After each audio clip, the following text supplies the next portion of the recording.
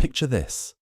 You're standing in the middle of the Iranian desert, where temperatures regularly hit 120 degrees Fahrenheit, and someone offers you a nice cold drink with actual ice cubes floating in it. Your first thought would probably be that you're hallucinating from heat stroke. But around 400 BC, this wasn't a mirage. It was just another Tuesday in ancient Persia, thanks to some of the most ingenious engineering the world had ever seen. While the rest of the ancient world was still figuring out basic plumbing, Persian engineers were literally making ice in the desert and storing it through blazing summers that could melt bronze. We're talking about a civilization that looked at one of the harshest environments on Earth and said, "You know what this place needs? A frozen treat stand."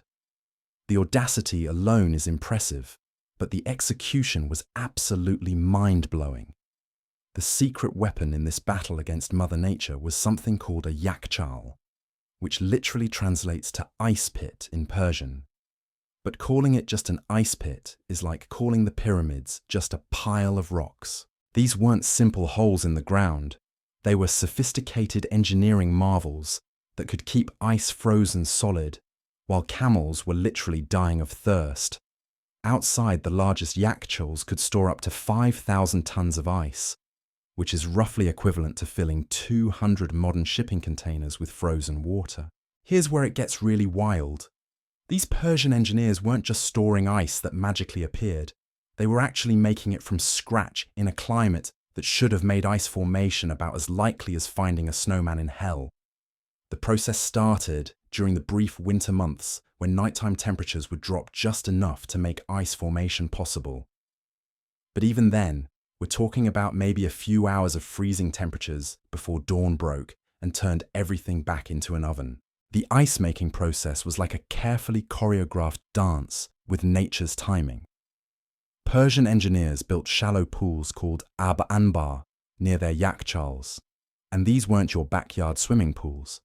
They were precisely calculated sheets of water, usually only a few inches deep, designed to freeze as quickly and efficiently as possible during those precious winter nights. The depth had to be perfect, too deep, and the water wouldn't freeze all the way through before sunrise, too shallow, and you wouldn't get enough ice to make the whole operation worthwhile. But here's the tricky part. You had maybe 6 hours between sunset and sunrise to harvest your ice before the desert sun turned your frozen treasure back into regular old water. Teams of workers would rush out in the pre-dawn darkness with tools to break up and collect the ice sheets. It was like a frozen version of a harvest, except instead of waiting for crops to ripen, they were racing against the sun.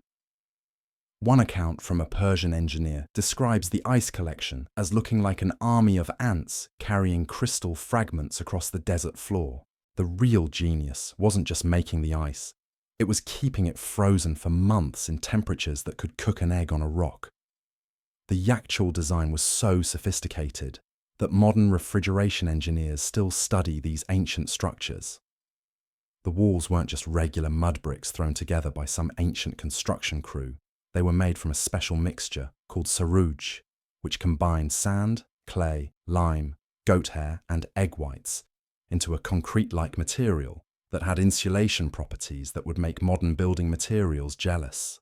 These walls could be up to 6 feet thick at the base, creating an insulation barrier that was like wrapping your ice storage in the world's most expensive winter coat. The sarouj mixture created tiny air pockets that trapped heat and prevented it from reaching the precious ice inside. But the Persian engineers didn't stop there. They knew that even the best insulation wouldn't be enough to fight the relentless desert heat without some serious backup systems. That's where the wind-catching towers came in, and these things were architectural masterpieces in their own right. Called badgirs in Persian, these towers could rise up to 50 feet above the Yakhchal dome, acting like ancient air conditioning systems that would make modern HVAC engineers weep with envy. The towers were positioned to catch even the slightest breeze and funnel it down into the ice storage chamber below. The physics behind these wind catchers was surprisingly complex. The towers were designed with multiple openings at different angles, creating a system where cool air would be drawn down into the Yakhchal, while hot air was simultaneously vented out through different channels. It was like having a natural air circulation system that worked 24 hours a day without requiring any external power source. One surviving Yakhchal in Kerman has 4 separate wind towers, creating a cross-ventilation system that could maintain temperatures up to 30 degrees cooler than the outside air. But the most brilliant part of the whole system was the underground design. The main ice storage chamber was built partially underground, taking advantage of the Earth's natural cooling properties. Even in the desert, temperatures a few feet below ground stay relatively stable compared to the surface. The Persians built their Yakhchals like underground domes, with the majority of the storage space below ground level, where the earth itself provided additional insulation. The dome shape wasn't just for looks either, it was pure engineering efficiency. The curved surface helped distribute the weight of the structure evenly, while also creating natural air circulation patterns inside the chamber. Hot air would naturally rise to the top of the dome and be vented out, while cooler air would sink down toward the ice storage area. It was like having a natural convection system built into the architecture itself. The construction process for these Yakhchals was an engineering feat that could take years to complete. First, workers had to dig massive pits, sometimes 30 feet deep, to create the underground storage chamber. Then came the careful construction of the dome using the special savor mixture, which had to cure and strengthen over time. The wind towers were built simultaneously, with their foundations extending deep into the ground to ensure stability against desert winds that could reach hurricane-force speeds. What made this even more impressive was that Persian engineers were doing all this math and engineering without modern tools or computers. They had to calculate wind patterns, thermal dynamics, and structural engineering using nothing but observation, experience, and some seriously advanced mathematics for their time. They understood concepts like thermal mass, convection currents, and evaporative cooling that wouldn't be formally studied by Western science for another 1,000 years. The results spoke for themselves. These Yakhchals could keep ice frozen solid through summers that lasted 6 months or more. Wealthy Persian families would have access to ice-cold drinks, frozen desserts, and fresh food preservation year-round. They were essentially running ancient refrigeration systems in a climate where most people considered lukewarm water a luxury.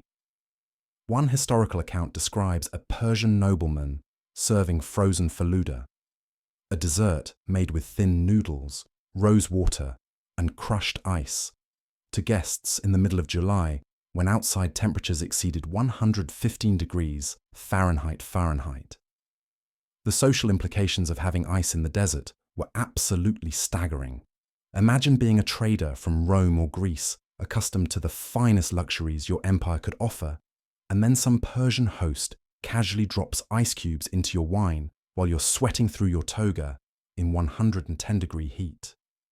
It wasn't just showing off, it was a complete power move that basically said, we've conquered nature itself, and your empire can't even keep wine cool in moderate climates. The ice trade became so lucrative that entire Persian families built their fortunes around Yakhchal operations.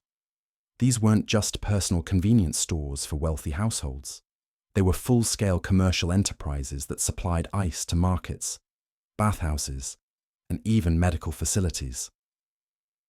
Persian doctors discovered that ice could be used to treat fevers, reduce swelling, and preserve medicines that would otherwise spoil in the heat. One physician's journal from the period describes using crushed ice to treat heat stroke victims, essentially running ancient emergency rooms with better cooling systems than most modern hospitals in developing countries. But running a Yakhchal operation wasn't exactly a weekend hobby. The maintenance alone required teams of specialized workers who understood the delicate balance of airflow, temperature control, and structural integrity. These ice masters, called Yakhchal, developed their skills over generations, passing down secret techniques for optimizing ice production and storage.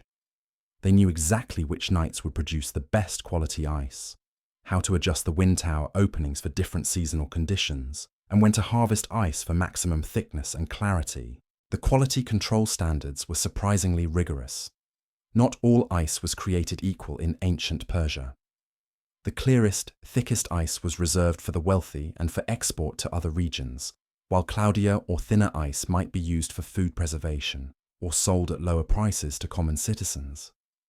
Some Yakhchal operations even developed different grades of ice storage, with premium sections that maintained colder temperatures for longer periods. The economic impact extended far beyond just selling cold drinks to wealthy merchants. Persian ice enabled the development of an entirely new food preservation industry. Meat could be kept fresh for weeks rather than days, allowing for larger-scale livestock operations and more efficient food distribution networks. Fish caught in the Caspian Sea could be transported hundreds of miles inland while still fresh, opening up new trade routes and dietary options for desert communities. Persian confectioners became legendary throughout the ancient world for their frozen desserts. Beyond the famous faloodeh, they created elaborate ice-based treats that combined local ingredients like saffron, pistachios, and honey with their perfectly preserved ice. These desserts weren't just food, they were diplomatic tools. Persian rulers would serve them to foreign dignitaries as demonstrations of their technological superiority and wealth. The construction techniques spread throughout the Persian Empire and beyond, with variations appearing in regions as far away as Afghanistan and parts of modern-day Turkey. Each location adapted the basic Yakhchal design to local conditions. Some areas focused more on underground storage, where the water table provided additional cooling, while others emphasized larger wind towers to take advantage of stronger regional winds. But perhaps the most remarkable aspect of Yakhchal technology was its sustainability. These systems operated for centuries without depleting natural resources or causing environmental damage. The ice production relied entirely on natural winter freezing. The cooling systems used only wind power, and the construction materials were all locally sourced. Some Yakhchals built during the Persian Empire continued operating well into the 20th century, a testament to both their engineering excellence and environmental harmony. The Persian approach to desert ice storage also influenced architectural development in other hot climate regions. The principles of thermal mass, natural ventilation, and underground cooling that made Yakhchal successful were incorporated into palaces, mosques, and public buildings throughout the Middle East. Even today, architects studying sustainable building design in hot climates often reference Persian cooling techniques as examples of how to work with natural forces rather than against them. The social hierarchy around ice access created interesting cultural dynamics. Owning or having access to a Yakhchal became a status symbol that transcended simple wealth. It represented technological sophistication, long-term planning capabilities, and the resources to maintain complex infrastructure. Persian poetry from the period includes references to ice as symbols of luxury, permanence in the face of change, and the triumph of human ingenuity over natural obstacles. The seasonal rhythms of Yakhchal operation also shaped Persian social calendars. The brief winter ice-making period became a time of intense community activity, with specialized workers, equipment, and coordination required to maximize ice production. During those precious few months, families would plan celebrations and feasts around ice availability, creating cultural traditions that lasted for generations. Persian engineers didn't stop innovating once they perfected basic ice storage. They developed increasingly sophisticated systems for different applications. Some Yakhchals were designed specifically for medical use, with separate chambers for storing different types of medicines and treatments. Others were optimized for food preservation, with specialized areas for different types of perishables that required varying temperature and humidity conditions. The mathematical precision required for Yakhchal design pushed Persian engineering to new heights. Engineers had to calculate not just the immediate cooling needs, but also account for seasonal variations structural settling over time, and the gradual degradation of materials exposed to extreme temperature fluctuations. They developed sophisticated understanding of thermal dynamics that wouldn't be matched by European engineers until the Renaissance period. The innovation didn't stop with basic ice production and storage. Persian engineers started experimenting with what we might call ancient refrigeration zones within their Yakhchals. They discovered that different areas of the storage chamber maintained slightly different temperatures, and they used this to their advantage like some sort of medieval temperature mapping system. The areas closest to the wind towers stayed the coldest, perfect for storing the highest quality ice. Sections further from the airflow were slightly warmer, but still well below outside temperatures, making them ideal for preserving foods that didn't need to be completely frozen. This temperature gradient system was so effective that Persian merchants could offer different services at different price points. Want your meat frozen solid for long-term storage? That'll cost you premium rates for the coldest zone. Need to keep your vegetables fresh for a few days? The middle zones would do the trick at a more reasonable price. It was like having multiple refrigerators with different settings, except everything was powered by wind and clever engineering. The most ambitious Persian engineers started building networks of connected Yakhchals, creating what essentially amounted to ancient cold storage districts. These weren't just individual ice houses scattered around town. They were integrated systems where ice could be transferred between facilities. Waste heat from one structure could be used to improve efficiency in another, and the entire network could be managed as a single operation. Some Persian cities had up to a dozen Yakhchals working together, creating industrial-scale refrigeration that wouldn't be matched in Europe for another 1,500 years. The logistics of managing these ice networks required organizational skills that would impress modern supply chain managers. Persian ice masters developed detailed record-keeping systems to track ice quality, storage locations, customer orders, and seasonal production cycles. They knew exactly how much ice they could produce during each winter season, how long different grades of ice would last in different storage conditions, and which customers needed priority access during the hottest months. But running these operations wasn't just about technical expertise, it required serious political connections too. The Persian government recognized that ice production was both a strategic resource and a potential source of tax revenue. Ice masters had to navigate complex licensing systems, pay tribute to local rulers, and sometimes provide free ice for government functions or military operations. One historical document describes a Yakhchal owner being forced to provide ice for an entire army passing through his region, nearly bankrupting his operation, but earning him protection from bandits for the rest of the year.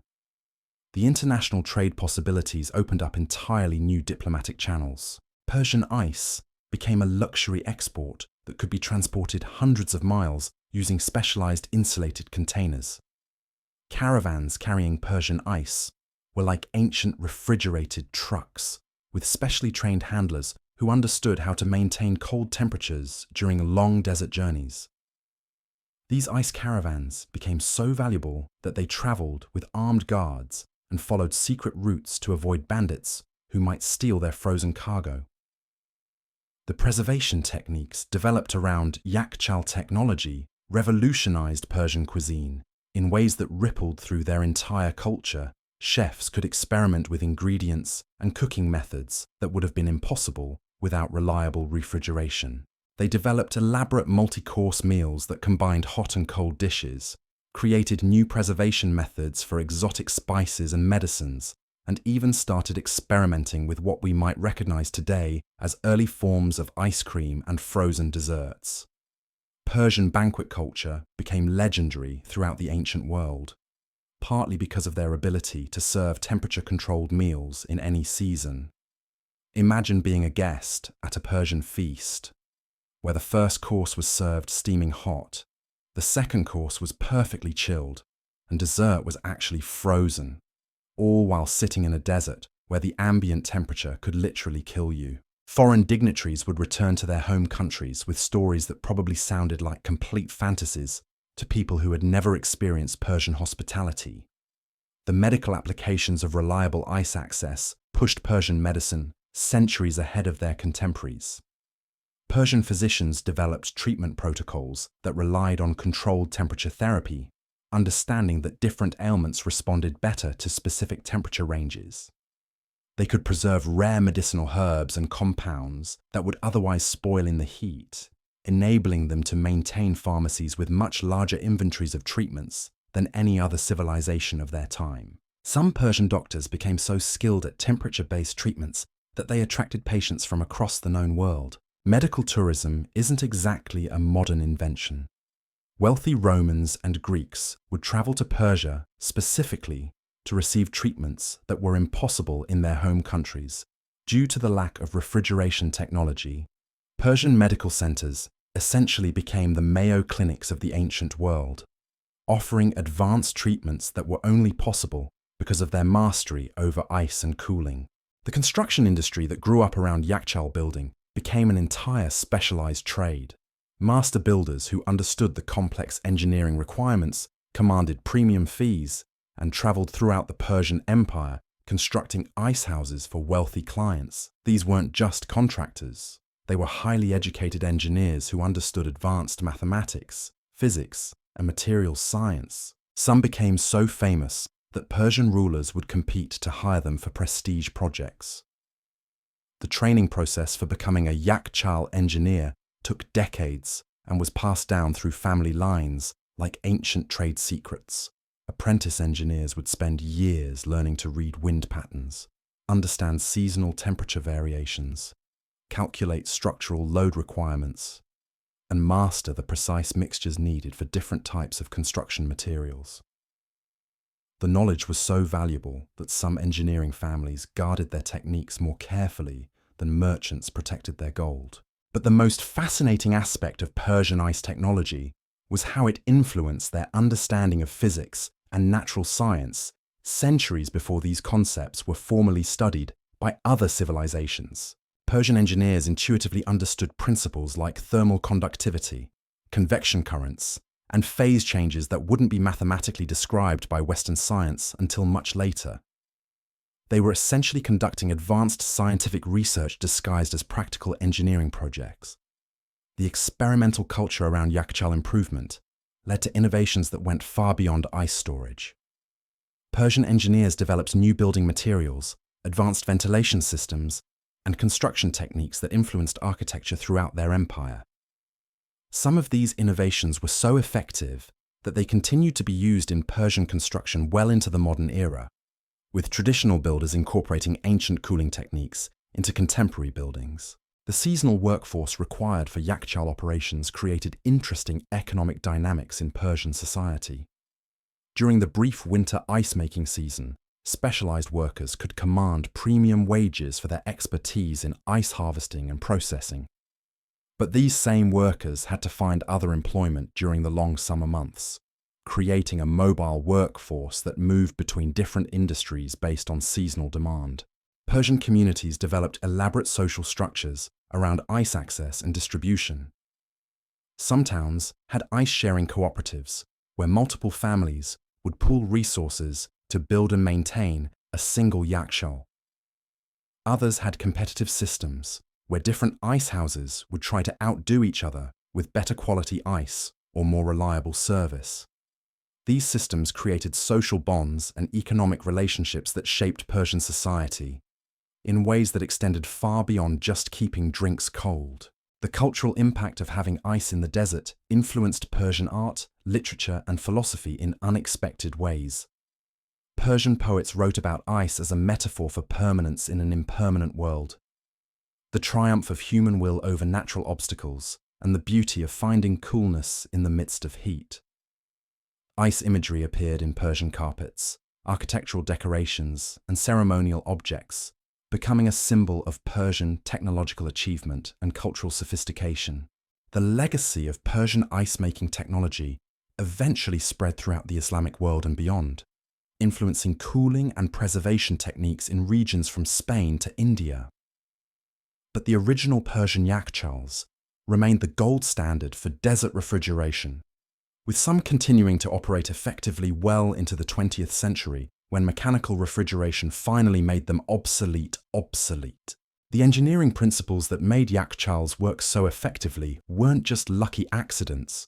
They represented a sophisticated understanding of thermodynamics that most civilizations wouldn't develop for another millennium. Persian engineers had figured out that moving air was exponentially more effective at cooling than still air, but they took this concept way further than anyone else dared to try. They discovered that different wind speeds created different cooling effects, and they learned to adjust their wind tower openings like tuning a musical instrument to hit exactly the right notes for maximum cooling efficiency. Here's where things get really mind-blowing. Some Persian engineers started experimenting with what we'd recognize today as evaporative cooling systems. They would place shallow water basins at the base of wind towers, knowing that as air passed over the water before entering the ice storage chamber, it would pick up moisture and drop in temperature through evaporation. It was like having ancient air conditioning that used nothing but wind, water, and brilliant engineering. One surviving inscription describes a Yakhchal that could drop incoming air temperature by up to 20 degrees using this technique. The precision required for these evaporative systems was absolutely staggering. Too much water, and you'd create humidity that could damage stored food. Too little, and you wouldn't get enough cooling effect to justify the complexity. Persian engineers had to calculate the exact surface area of water needed, the optimal depth for maximum evaporation without waste, and the perfect positioning to ensure the cooled air actually reached the ice storage areas rather than just making the entrance feel nice. But the real genius move was how they dealt with the daily temperature swings that could drive lesser civilizations completely insane. Desert temperatures don't just stay hot. They fluctuate wildly between scorching days and surprisingly cool nights. Most ancient cooling systems would struggle with these dramatic changes. But Persian engineers turned this natural rhythm into a feature rather than a bug. They designed their Yakhchals to actually use the nighttime cooling to help preserve daytime ice storage. The thermal mass of those massive sarouj walls wasn't just insulation. It was like a giant battery that stored coolness during the night and released it slowly during the day. The walls would absorb the cooler nighttime temperatures and then radiate that coolness inward during the hot daylight hours.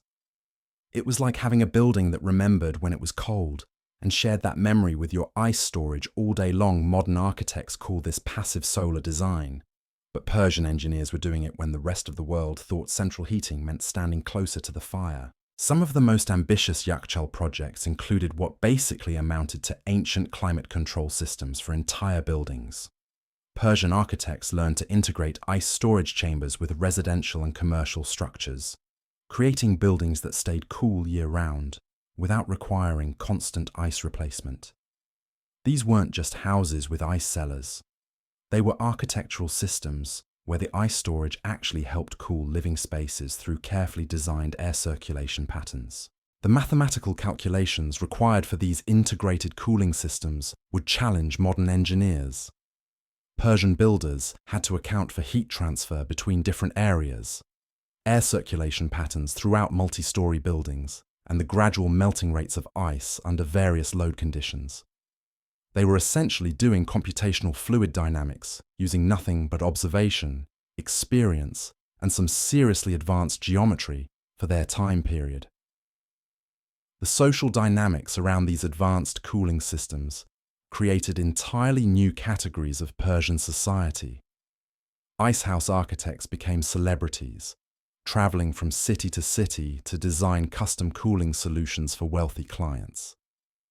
Some developed signature styles that became as recognizable as modern architectural brands. Persian rulers would compete to hire the most famous ice engineers, leading to increasingly elaborate and sophisticated designs that pushed the boundaries of what was technically possible. The competitive aspect drove innovation at a pace that would make Silicon Valley executives jealous. Engineers were constantly trying to outdo each other with more efficient designs, longer-lasting ice storage, or more elegant cooling solutions. One famous rivalry between two master builders resulted in competing Yakhchals in the same city, each trying to prove their design was superior. The competition lasted for decades, with each engineer making improvements and modifications to beat their rivals' performance metrics. The next time you complain about your air conditioning bill, or grumble when the power goes out and your fridge stops working, remember those Persian engineers who conquered the desert using nothing but wind, water, and absolutely brilliant problem solving. They turned one of Earth's most hostile environments into a place where you could literally chill out with a frozen dessert, while temperatures outside could kill you. These weren't just ancient refrigerators. They were proof that human ingenuity can triumph over impossible odds when you combine smart engineering with sheer determination. The Yakhchal masters didn't just make ice in the desert, they redefined what was possible when civilization refuses to accept the limitations that nature tries to impose.